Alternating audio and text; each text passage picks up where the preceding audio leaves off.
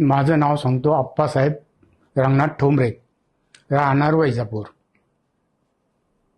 माझे अवयव खराब झाल्यामुळे डी.वाय. पाटीलला आलो व तिथं चेकअप केलं राहुल सरांनी व आणखी त्यांच्या सहकार्यांनी.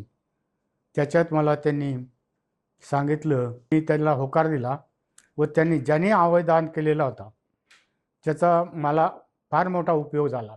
आणि आजची काळाची गरज आहे की अवयवदान हे करायलाच पाहिजे माणसाने.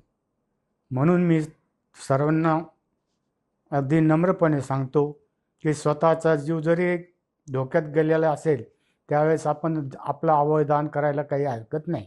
डी.वाय. पाटील हॉस्पिटल हे पुणे जिल्ह्यामध्ये नंबर 1 वर आहे. तिथं अवयवदान करण्यात यावे.